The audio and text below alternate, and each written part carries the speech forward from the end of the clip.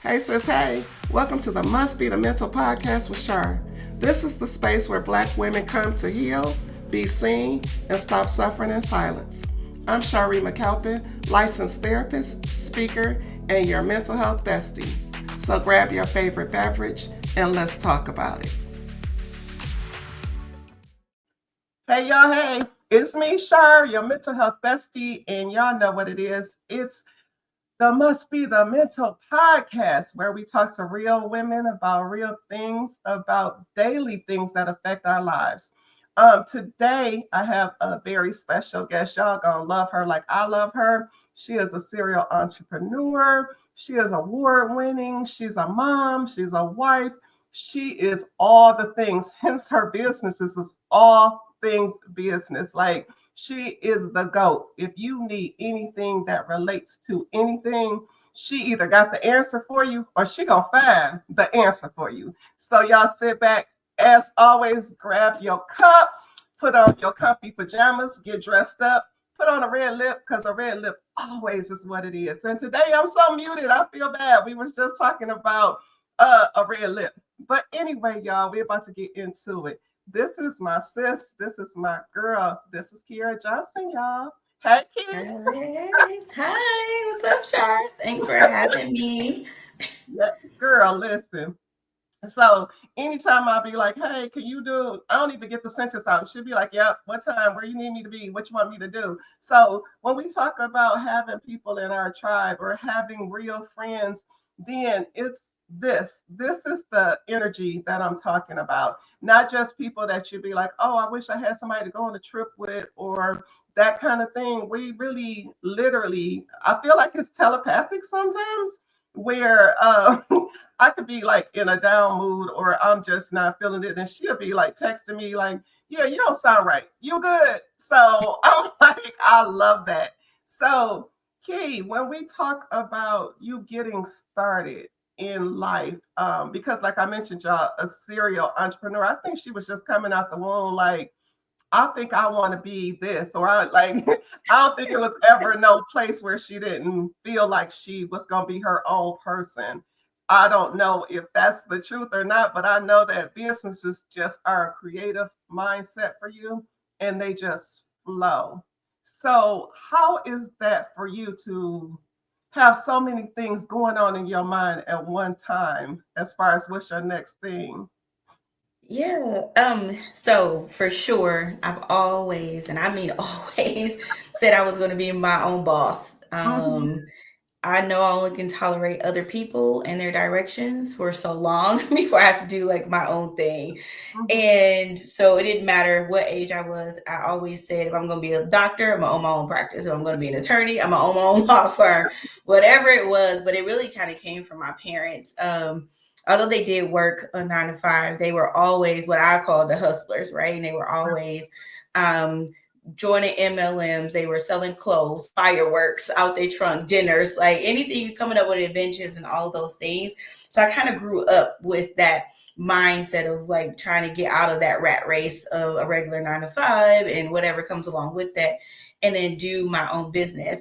But believe it or not, I am actually not one of those entrepreneurs that have a million ideas of a million different businesses. And Okay. so, yeah, it's like I have one thing and then I do that thing and then I do all of the things inside of that thing.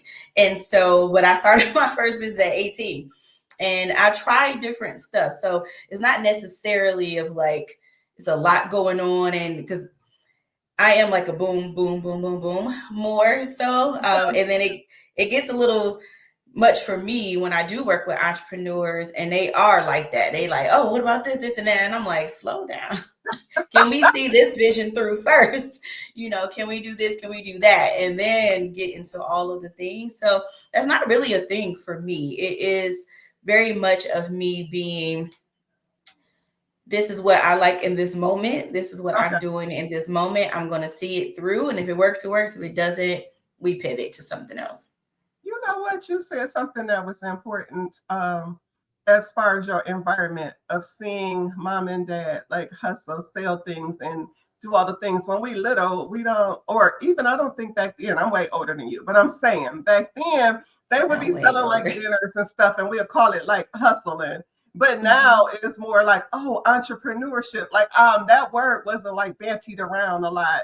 How Yeah. does that I know that that formed, you said, into who you are now. But as a mom, like how does that translate to your family where it's not a side hustle or a side gig or oh, they just out here selling dinners? It's really, oh, that's the entrepreneurship spirit. How does that translate for you? Yeah. So immediately, like as a mom of five, right? Like Not off the side rip, hustle. five of those kids, five of those things running around.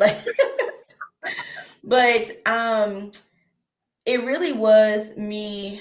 I did the same thing, kind of like, well, my parents didn't necessarily talk to me about being like an entrepreneur. They didn't say, this is what I want for you. They were very much like, you end up where you end up type of situation. It was Right. not really guided of like what steps to take, no matter what it was.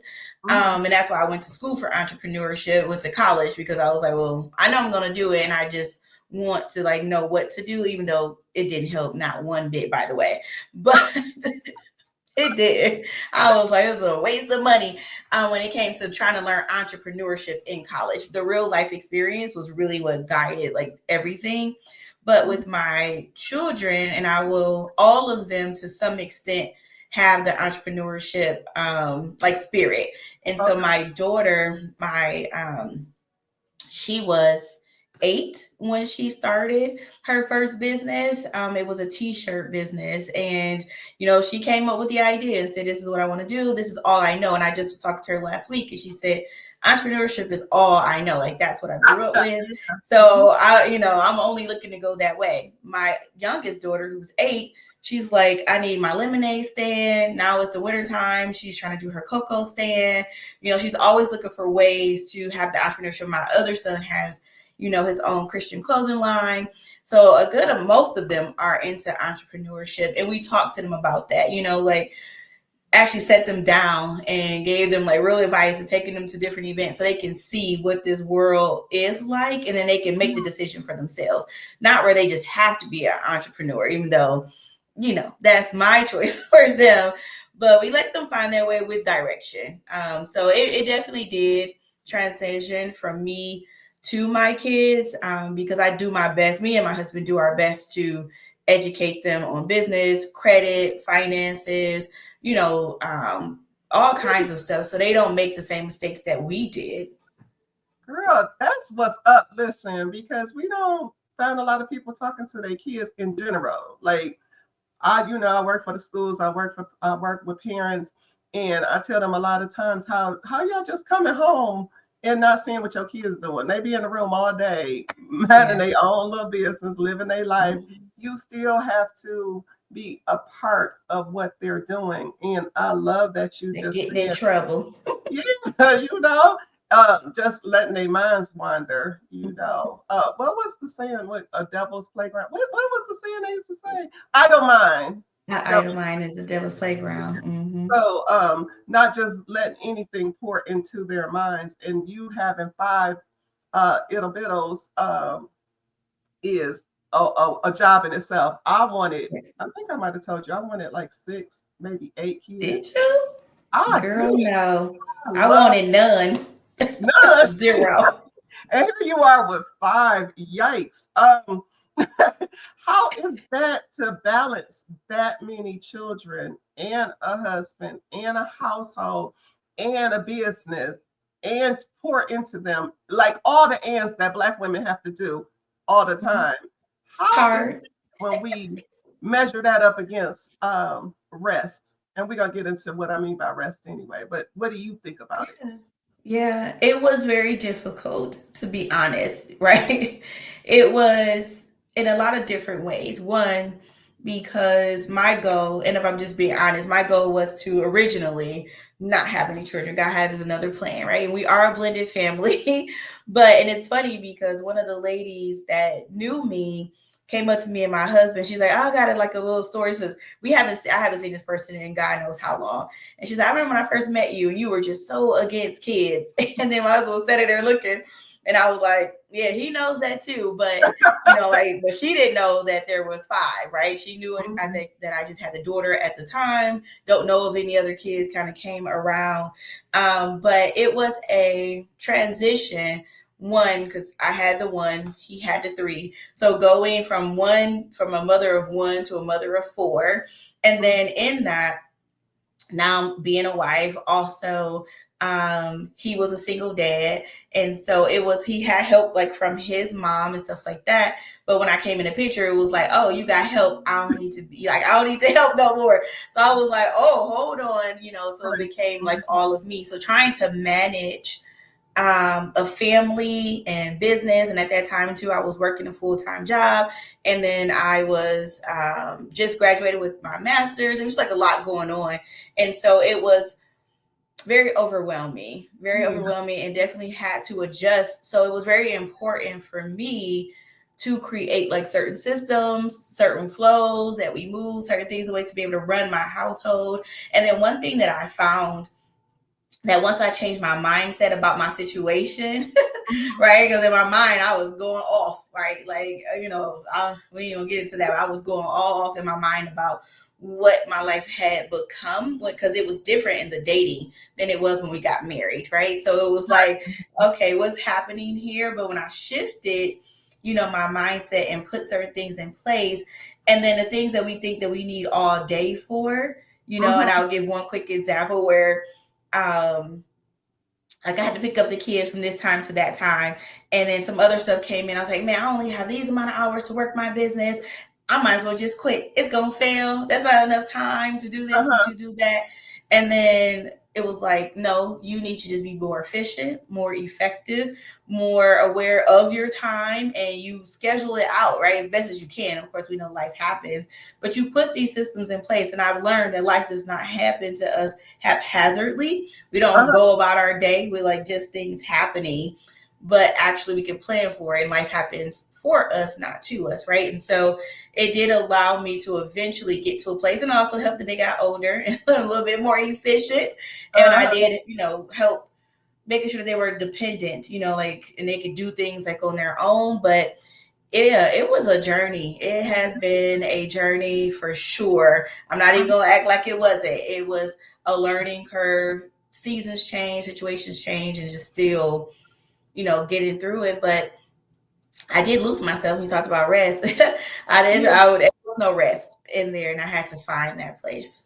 You Still know, find. I be one that ask people, what is this? Anyway, um, when I talk to especially Black women and we just have conversations, and people be like, "Oh, girl, get you some rest. You need to take a rest. You need to." Sometimes we don't even know what that means. Like, when was that introduced into our lives to say take a? I don't ever remember that being a conversation in a household. I swear I don't. I'm like looking back, like I'll never remember my grandmother making tacos. I don't remember her making like I don't. So when I be looking back, I'm like, where did all of this new stuff come from? I don't know if it's new. I just don't know if it was part of our life or generation. When you hear about taking a rest, and we don't even have to go to the five kids, just like when it was just you and Megan. What was it, or what is your definition, or how did you see it as you need to take a rest? Like, what was that, or was it existent? You know what? I feel like it was a lot easier for me to take that rest. And what my definition for rest back then was just taking a moment to center Kieara and do something that's just for Kieara, where I can escape all of the situations and things that's happening, even if it's just for a moment, and just regroup and re-energize myself, you know. And so when I had her, even though that was one of the worst times of my life, and we will have a whole nother episode on that, but that was a very interesting background. But that was definitely like a challenging season for me. But in the same breath, I had a good support system. And so I would go for massages every single week. Like, I did not miss. I was in there so I can just relax, you know, or I'll just sleep in, or I'll just read a book, or I just watch TV. And I just allow myself to just be, even though there were people on the outside that was like, oh, with all of this chitter chatter, it was like, I know what's best for Kieara, and what I need in order to be the healthiest version I need. What's the chitter chatter? What's chitter chatter? Because I want to hear the stuff that people say, because I already know like what I've heard, and then it gets ingrained in how you feel about it. Like, dang, should I be doing that? What's the chitter chatter that you heard? And not from specific people, but just in general. Yeah, so one main person in particular felt like that I wasn't the best mom, is really what she was saying, and mostly because she was used to being the mom that did everything for their children and was not one that believed in creating children that can be dependent, right? Like they have to leave you at one point in life, but if Right, you do right. everything for them, which this individual did, and I mean everything, right? Like there was no life skills that happened until they were out of the house at 18 and in college and had to figure out what life really was. And so because my daughter knew how to pour her own drink, or she knew how to go get snacks, or just different things like that, it was like, no, you need to be going to do that for her. I'm like, well, if she knows how to, why would I? If she, like, it just didn't make any sense to me. And so if I would say I'm getting ready to go do this for myself, they're like, well, you better take your kid with you. You better this, you better that. And it was like there was of thoughts of, I don't have the right or the privilege to Mm, have time for myself. So even if I wanted to sit on the porch and just breathe the fresh air, it was like, get your kid, and your kid got right. to come outside with you, right? So it was always, she got to be with you no matter what. And so if they found out that I did something and I went out, or I went on a date, or I like went to go get a massage, like, well, where your kid at? Where she? I'm like, bro, she doesn't have to be on my hip Oh, like every wow. single time. So yeah, it was more of like, kind of mom shame me a bit because I did do things for me, and I worked with her to learn how to be not saying that she was 3 2, cooking meals or nothing crazy like that, but but just things to be able to take care of herself. And that actually did come from her school and kindergarten. They had rules and certain things that they had to know on their own and how to do. And I was creating those same behaviors and those same patterns until we went to a different school system. I was like, y'all do this? Like, y'all, this is what we got to do for our kids. And so I was like, wow. And then seeing that she was able to handle it, I was like, oh, we are the barriers for Yeah. our children. A lot of times we hold them back. They are much more capable than what we give them credit for. Yeah. I heard you in the conversation, because I hear that a lot, of how people try to guilt people and shame and put their own perceptions onto other people. I think I just made a post about that, because I hate when people be like, oh, how you gonna buy a car before you buy a house, or how you buying this purse? Mhm. Like, you don't get to decide how people navigate their Yeah. lives because you believe that you know better. So I feel like a lot of people, a lot of women in general, get shamed for just trying to do the best that they can or figure Yeah. out something different. And it's wild because it kind of shapes how you move in life. Like, wait, you said I gotta have this person with me. I already had them in me for 10 months. Like, dang, a break from them. So yeah, I get that Yeah. 100%. I And was I was 21. I was 21 when I had my yeah, daughter. Like my life didn't mean that it ended because I became a parent, And so um but I was married, I had a kid, there was like, okay, like, I'm it's not over. But she did come back and apologize later, for saying that, and was like, you really are an excellent mom, and I wish that I would have done some of the things that you have done, because I see the benefit of it, and just different things of that nature. So, and it's okay, I learned to have tough skin just in general, but it did, like you said, have like some type of Mhm. play, especially because of the source of who it was coming from. But I didn't change. I didn't switch it up. It was like, Like, I'm oh, grown. I own my own house. I don't live with you. I'm taking care of myself, my kid. I own my own home. I got my own cars. I got my own job. I'm in school full time.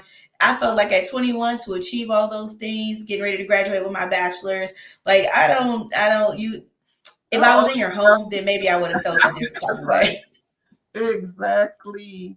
How is it being well, I heard you say that you had a 9 to 5 previously before going into business for yourself. You know how social media is now, where it's such a hype. But what was that last episode where Tabitha just mentioned about maybe you do need a 9 to 5 while you're Mm-hmm. creating your dream, and like they just went off on her about just Yeah. merely stating a true statement because so many people have made this entrepreneurship life like bigger and better and beautiful and romanticized. Like it don't be like that all the time, and I'm No, sure you can no. attest to that. What did first of all, what do you think about that whole situation with her saying that, and Yeah. then put your spin on it about the social media backlash? Yeah, I thought she was right on point, Mm, for so many different reasons, because social media is a fairy tale anyway, right? And they do, like you said, they glamorize mhm, entrepreneurship.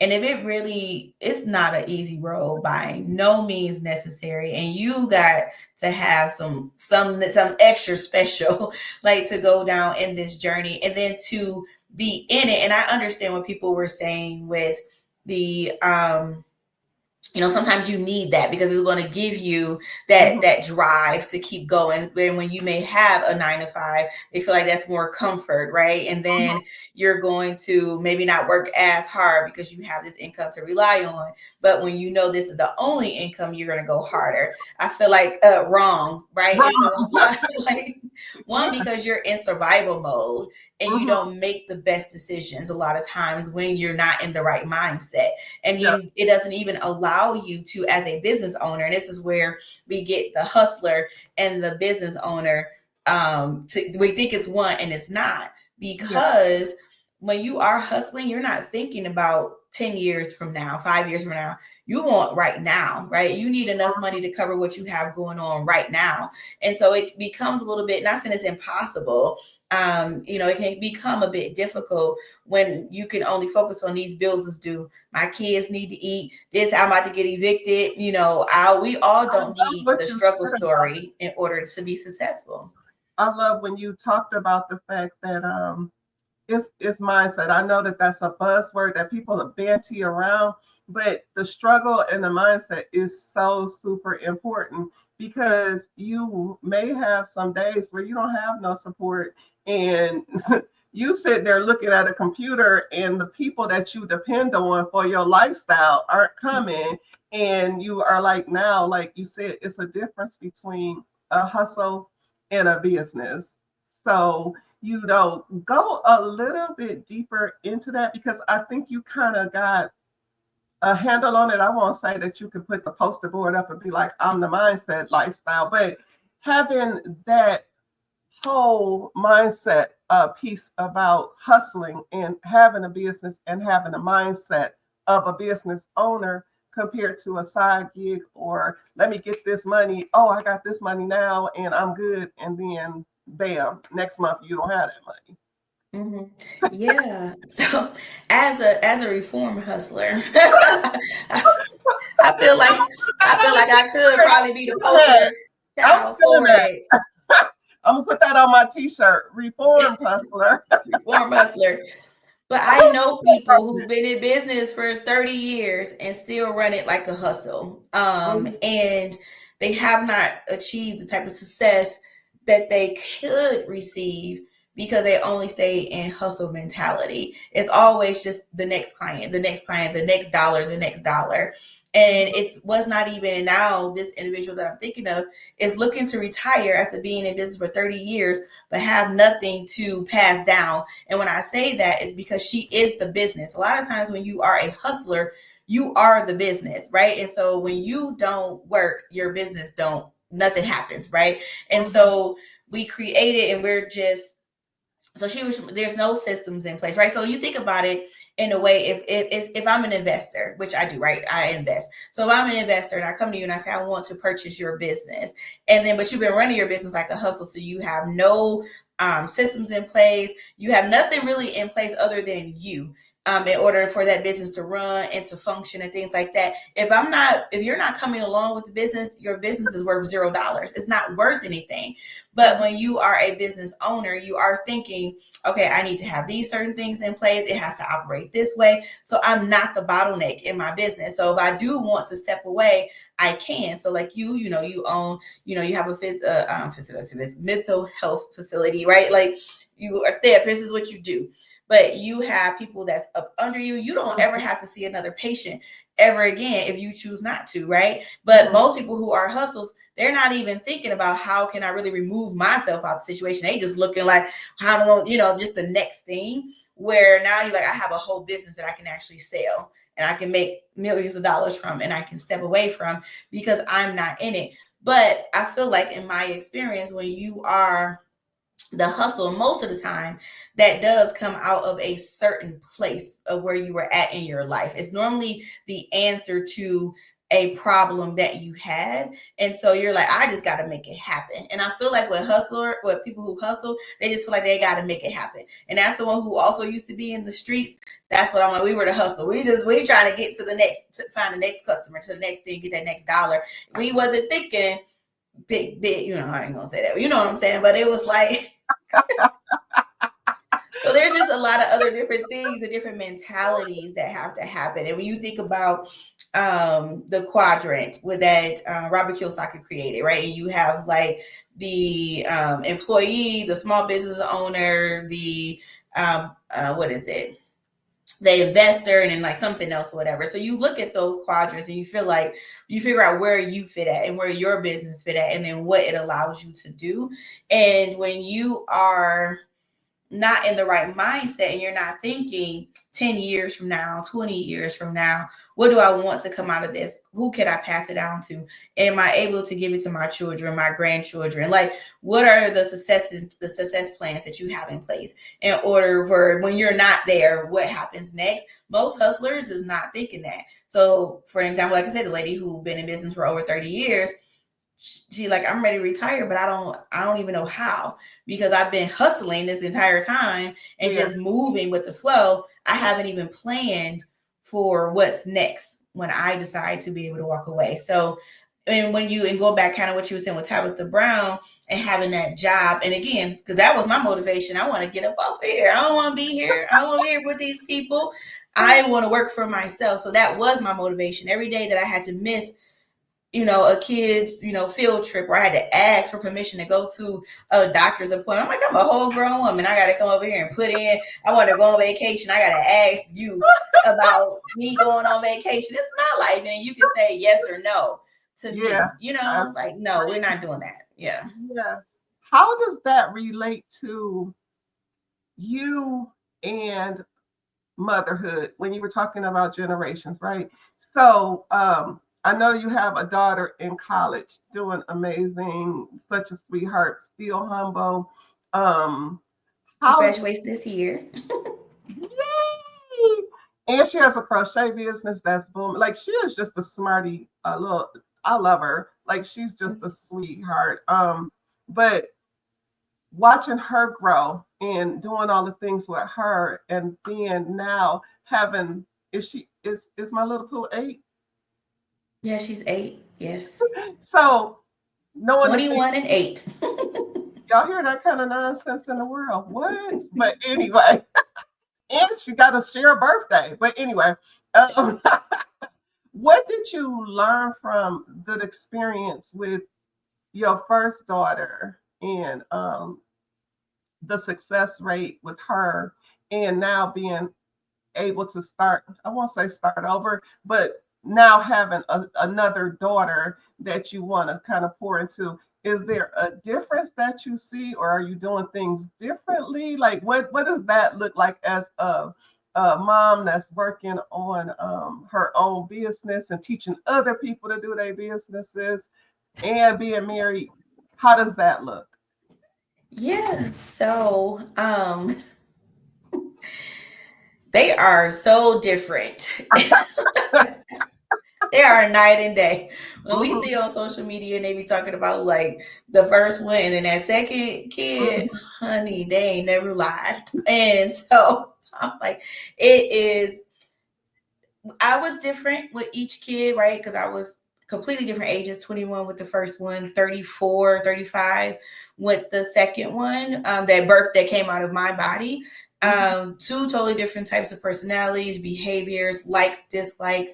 With my oldest daughter, you know, I always tell her like she was the thing that God gifted to me to save my life, right? I started making different decisions and different choices where I could have been dead, literally, or even in jail. And I have figured that I need to be a better mom for her, and I have to show her a better way in a different way, which gave me the drive to do the things that I did and to complete the things that I did and to show her that you could, you know, no matter what you came, well, she didn't have to come from, well, kind of, but like no matter what you came from, no matter what it is that you can achieve, and you can, you know, you don't have to follow these certain steps. And I wanted to break generational curses when it came to her from what I've known and seen in my family. So her life was very mission driven for me. mhm. Of we will not see going forward the same things that we've seen generation after generation after generation Right. in my bloodline. And so I Okay. did take a lot and poured into her, because I'm like, it starts with us. It starts with us. And so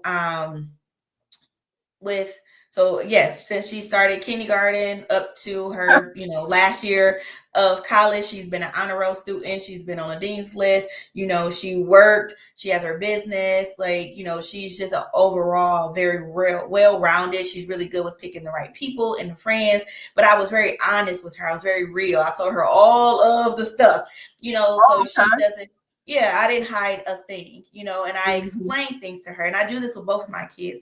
I don't just tell you what to do, I explain why. And if you have questions about it, you are 100% free to ask me those questions, and I'm going to explain it. If I'm in the wrong, I'm going to apologize. I will immediately apologize to my kids. That's why they can come talk to me about any and everything. They call me about everything, okay? And I'll be like, Even oh. when you don't want to know about everything. Yes, exactly. But this one, with the last one, it's a different, yes, of course, I'm still pouring into her. You know, she does have a different dynamic of life and experience.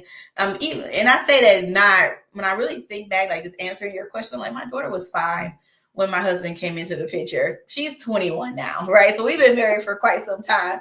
So it wasn't a whole lot of years of single parents, you know, it was just only the first 5 years of her life. And but my youngest daughter, of course, you know, that's all that she knows. But I do everything that I can to be honest with them, to let them know like this is what life has to offer. Especially now we living in different times. They're exposed to so much.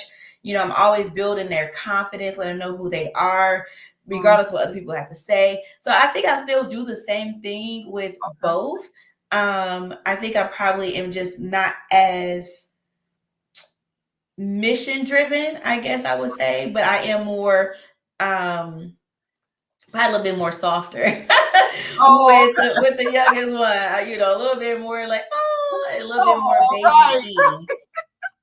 Yeah, she need more tough love, but a little bit. I was telling y'all before that she has businesses, sis. And I know that you went, and now that you said that you go from one thing to the other, but they're all under the same umbrella, like they all make sense as Yeah. far as business on the points in the line. What is the business that you have now, and then you have created a whole nother business from that business? So what is the first one, and then how did we jump into the next business?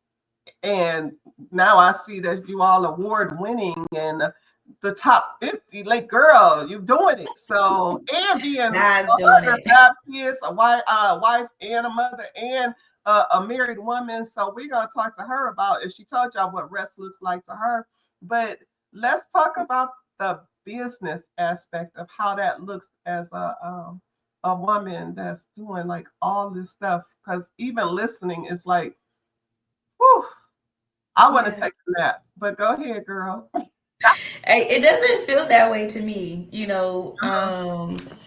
at all. Not any longer, for sure. It does not feel that way. But with the so All Things Business, or All Things Business Center, is technically the DBA, but the actual legal name is All Things Business. That business actually came about as a happenstance business. It was not in the plans. It was not part of what I would ever in my life think that I would do. It was a hustle, a side hustle that I started that became the main thing in order to quit that 9 to 5 that we were talking about. Mhm. Because I did own another company with my husband. It was his company, but I came in. Okay, that's what we're gonna say. It was his company, Okay. but I came in. And I end up being like the face of that company and doing the things that needed in order to get it to where it needed to go. Mhm. And I wanted to leave my job and do that job. I mean, do that business full time. And so I said I was an executive assistant and project coordinator for a business law firm. And I was like, I can do this on my own. I don't need to be working for anyone. I can offer virtual assistant services, and I can go work this and work when I want. And so in that, the pandemic ended up happening. That business ended up shutting down, and I ended up getting let go from my job. And then it was just called Kieara Johnson. It didn't have All Things Business Center. Originally, that was actually for a co-working space, which we were getting ready to open, but 2 weeks before the pandemic and the lockdown happened. So Yeah. thankfully, God didn't let me sign the contract. But anywho, so that company blew up during the pandemic, which is a virtual assistant and operations agency. So we do work with business owners to get all of the things in their back office together and be the assistant that they need: systems, technology, workflows, everything that you can think of. And so that's what All Things Business. We've been almost 6 years. June 5th Yay, would be happy 6 years in business, and me being a full time entrepreneur birthday. for the last 6 years. Like, go do it, Jesus. Yay. And so with that, we what I found with working with most business owners, because we predominantly work with 6 to 8 figure business owners, and what I found, believe it or not, because this is a lie that people who haven't made that money think that people who made all this money have. They don't. They do not have processes in place. They do not have their systems in order. They don't have a clue about doing any of that in their business. And it's so common. It's nothing to be ashamed of. So it doesn't deter you from making the money. But Mhm. now when you want to scale, and you want to grow, there's just different things that you have to do. And so they would come to us to hire us to delegate. And I'm like, you don't have anything in place. What are you delegating? It's all in your head. You're just dumping it over me. There's no process to it. And it just became like a thing of, you're not stewarding well what God has gifted to you. And I need to show you how to steward that business with having these things in place so you can be successful, so you can grow the way that you want to grow. And so in that place is where what I thought was going to be one thing, but God decided it was going to be something different, is where Stewart with Strategy was birthed. So that's the second business that we just recently, I don't even call it a business, I call it a movement, more so than anything. And so it's Stewart with Strategy, where we work with faith-based entrepreneurs to help them steward which means to manage and be in position with what God had entrusted to them, which came from Matthew 25.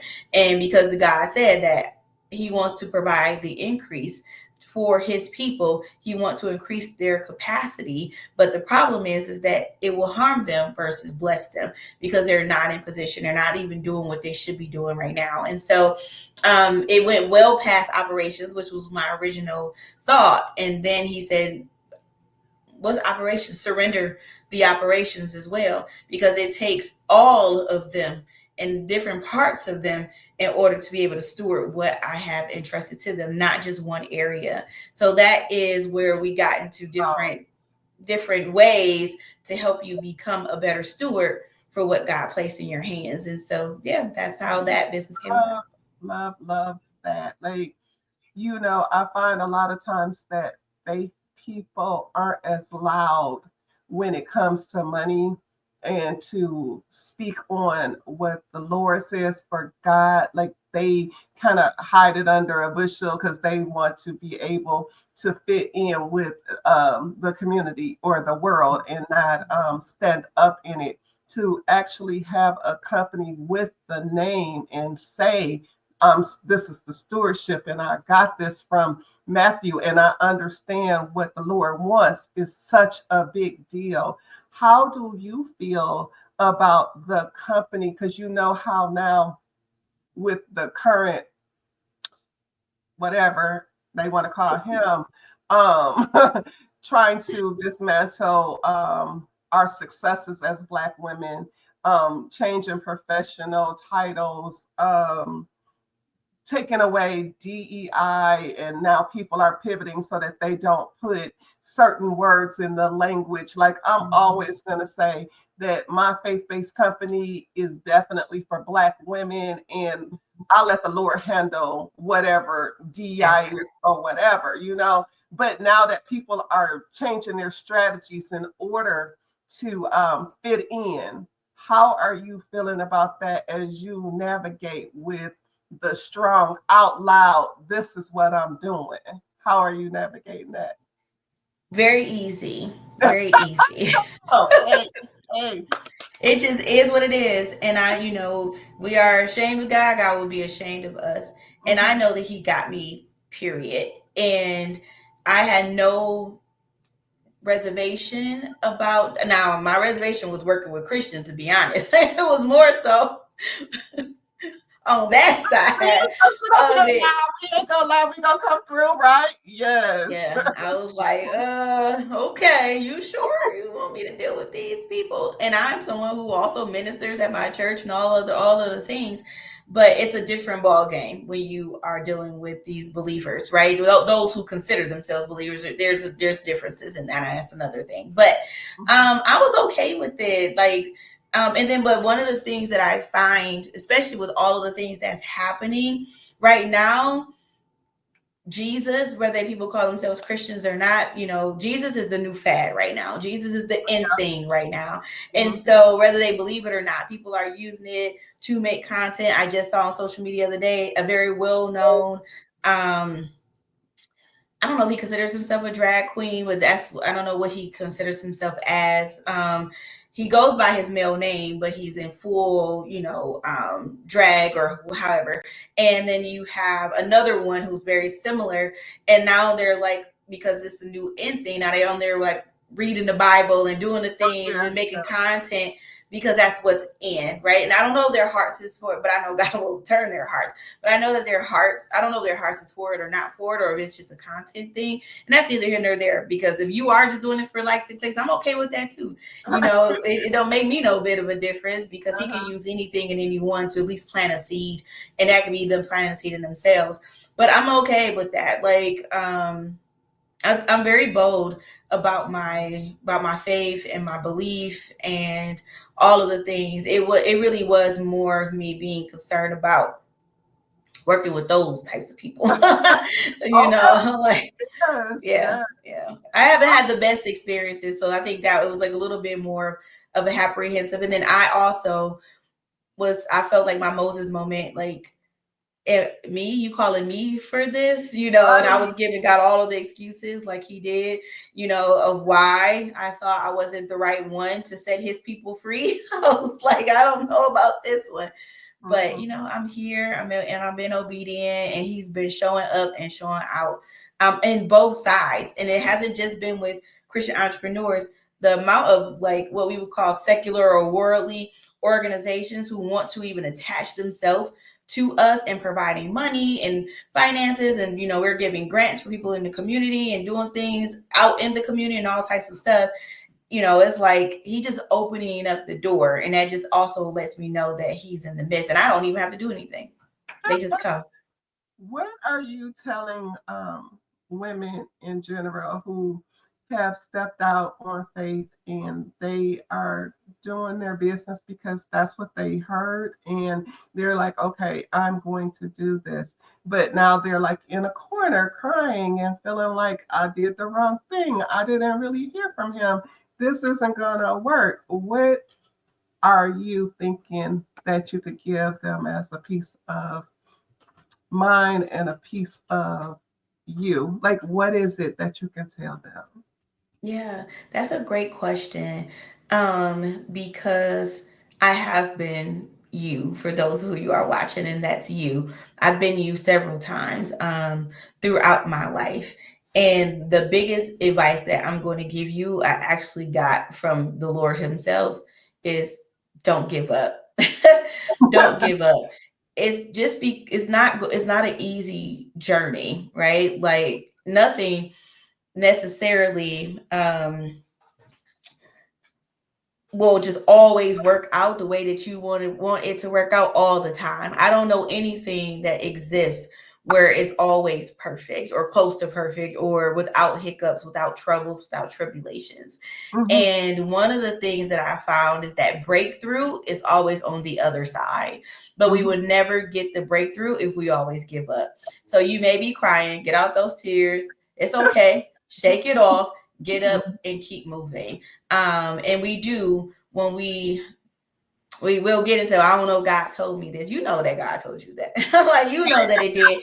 Keep the vision in front of you. Remind yourself, pull down those broken and idle words that you're speaking, that death that you're speaking over the situation and over your life. Reframe it, switch your mindset, switch your words, switch your heart, guard your heart. When it comes to that, listen to something motivational. Get in the room with other people that's going to inspire you, that's going to pour Girl, into you. Have that's the right community around you. Yeah, because that's what's going to help keep you going, because it's really the consistency of it, right? So it mhm. doesn't matter if today if you're only giving 10%, 2%, and then tomorrow you're able to give 98%.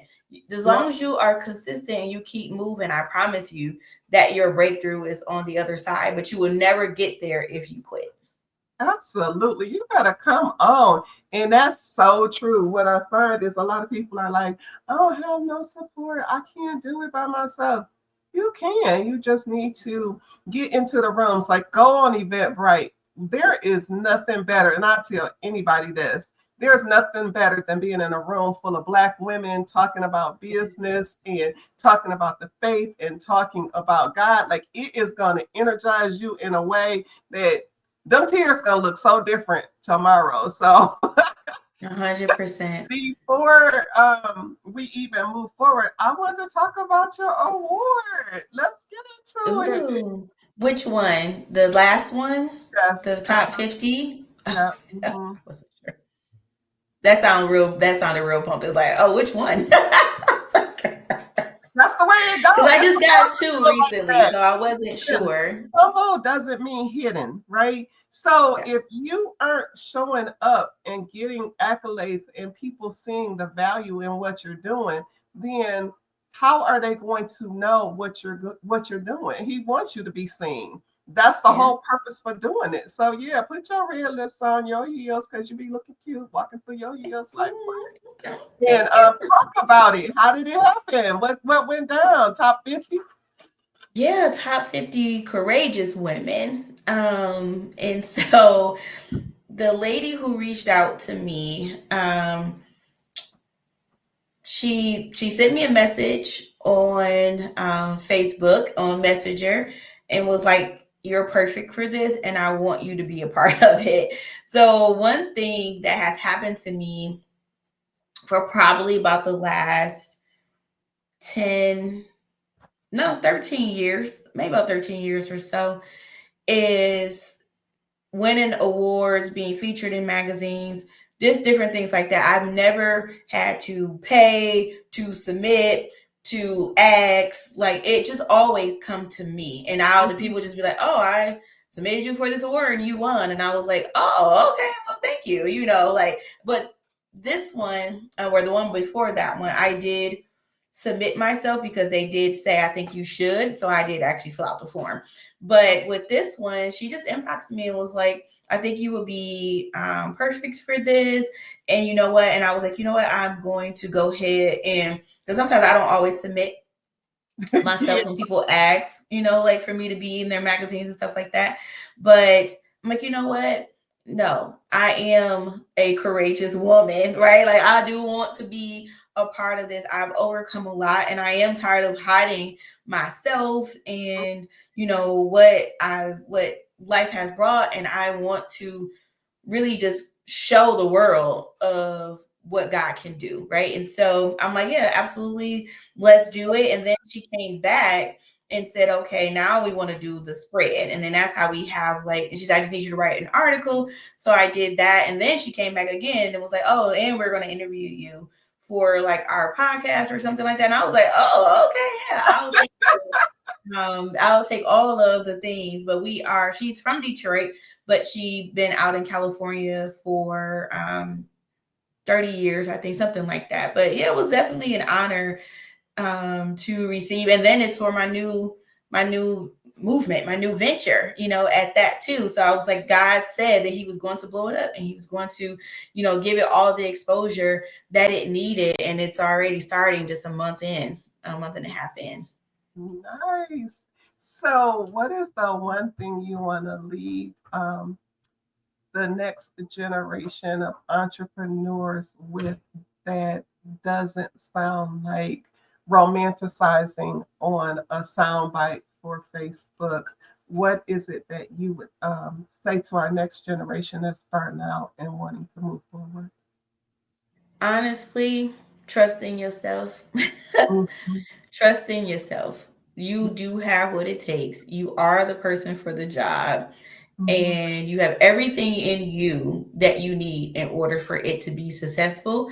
And what's not around will come. And I'm not trying to make that sound like a soundbite. That is the truth. And it took me a long time to get to that point where I had the confidence in myself, not through the Lord, okay, like confidence in myself for what he already did to me to believe it.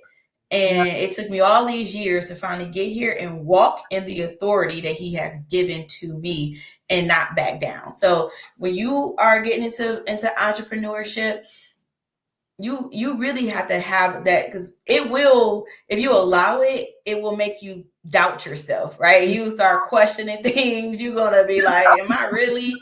Trust it, Yeah. and trust the process. Girl, that's when I say that's so good, that is so tea. Like I need to take a sip. Like, well, I should have had because this cup is so nice. I love it. It's not a Stanley, but the mine. girl It's cute. Cecilia's house. It's a beautiful day to be a black woman.